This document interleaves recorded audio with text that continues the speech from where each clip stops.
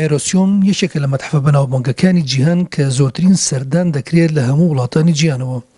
ئەم فڕۆکەخانەیە لە شاخێک هەڵقڵراوە ساڵی 1950 بە قوڵایی 30 متر بۆ ژێر زەوی. ئەم مەتحەفە پانتایی ژێرزەوی 22,000 متر دووجایە، لە سەرزەویش 7,000 متر دووجایە. بۆ پارێزگاریکردنی فڕۆکە جەنگیەکان دروستکراوە لە ترسی چەشی ئەتۆمی لە شەڕی ساردا. ئەم مەتحەفە دوو دەرگای سەرەکی هەیە، دەرگایەکیان بۆ چوونە ژوورەوە و دەرگایەکیشیان بۆ کاتی ڕاکردن لە کاتی مەترسیدا.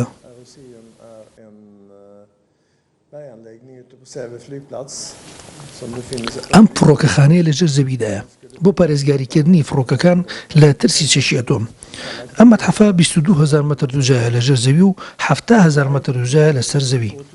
ئێمە وەک ڕێکخراوی ئایرۆسیۆم توانیمان ئەم فڕۆکەخانەی پارێزین و بیکەینە مەتحەف بۆی بتوانین مێژووی شەڕی سارد و فڕۆکە جەنگیەکانی سوید بجێڕینەوە لە ڕێی ئەم مەتحەفە سەربازیەوە بۆ ناو و دەرەوەی وڵات. جیاوازی ئێمە و شوێنی تر ئەوەیە کە ئێمە دەهێڵین کە ئەوانەی دێن بۆ سەردانمان بتوانن خۆیان بڕۆنە ناو فڕۆکە جەنگیەکانەوە و هەست بەوە بکات کە خۆی شوفێری ئەو فڕۆکەیە. و زۆر شوێنمان دابین کردووە بۆ منداڵان تا بتوانن زیاتر حەز لەم مەتحەفە بکەن. ئێمە کەسمان لێرە نییە کە کار بکات و زمانی کوردی بزانێت، بەڵام هیوادارم کە خەڵکی لای ئێوەش بێنە ئێرە و ببینین چۆن مێژووی وڵاتەکەیان دەپارێزن. ئەم فڕۆکەخانەیە لە شەڕی سەردا دروستکراوە بۆ پاراستنی فڕۆکەکانمان.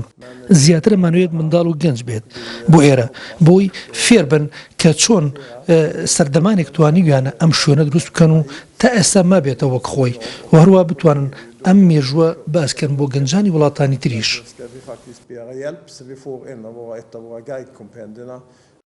ئەم مەتحەفە لە سەر ئاستی جیهانی پەیامی گەیاندنی پێشکەوتنی ئاستی سەربازی و ڕێخستنی پەخشی فڕۆکەی جەنگیە.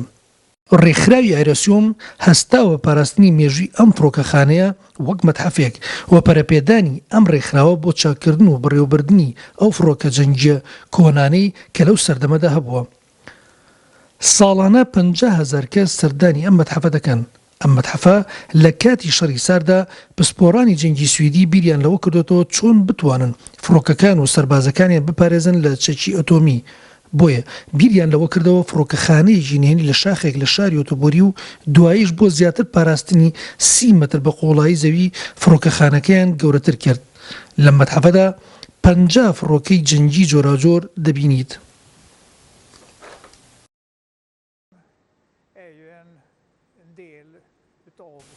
من کارم باسکردن و جێڕانەوەی مێژووی ئەم فڕۆکەخانەیە.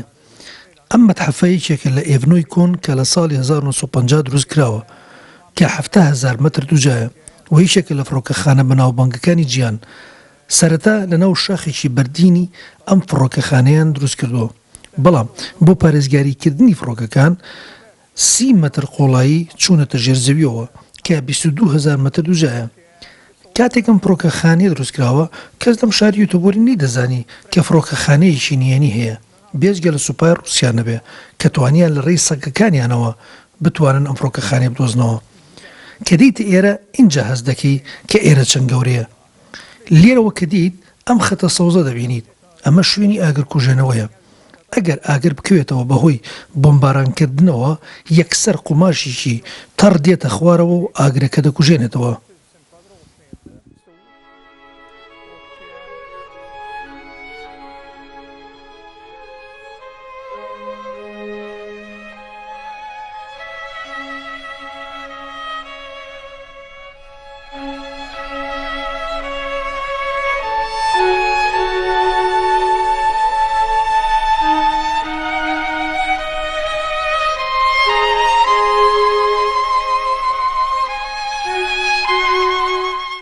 وڵاتی سوید خاوەنی مێژوویەکی دەوڵەمەندە و هەمیشە هەوڵی داوە لە ڕێی مەتحەفەکانیەوە پارێزگاری لە مێژوو سەروەریەکانیان بکەن. ئەم مەتحەفە لە سەردەمێکدا پردێکی پۆڵاین بووە بۆ پاراستنی فڕۆکە جەنگیەکانیان و چەکە قورسەکان و سەربازەکانیان. کامران کەمال، NRT، یۆتۆبۆری وڵاتی